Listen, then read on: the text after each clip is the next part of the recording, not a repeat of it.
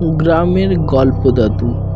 গ্রামের সব ছোট ছোট বাচ্চারা তাকে গল্প দাদু বলেই চিনত, কারণ সে নানা ধরনের বাচ্চাদেরকে গল্প শোনাতে ভালোবাসতো।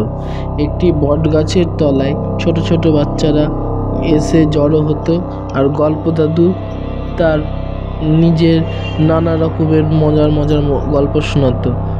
আজকে গল্প দাদু বাচ্চাদেরকে ভূতের জুতো চুরির এক মজার ভূতের গল্প শোনাবে।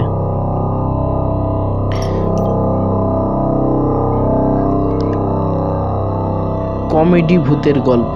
একটা পরিত্যক্ত ঘরে রাত হলেই ভূত ঘোরাঘুরি করত। তার একটাই শখ, জুতো চুরি করা। যে ঘরের বাইরে জুতো থাকতো সে নিয়ে নিত।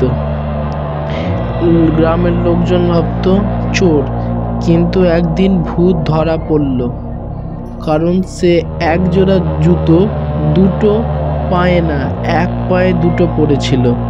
লোকজন হাসতে হাসতে বলল, ভূতের জুতোর ফ্যাশন দেখো।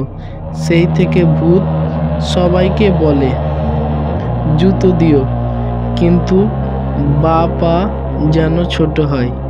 এইভাবে নানা রকমের মজার মজার গল্প বলে বাচ্চাদেরকে আনন্দ দিত এই গ্রামের গল্প দাদু। তিনি গ্রামের গল্প দাদু নামে পরিচিত।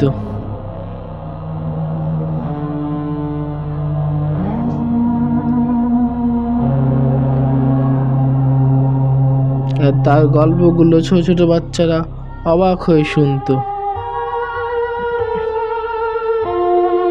এই বলে গল্প দাদু নিজের বাড়ি চলে গেল।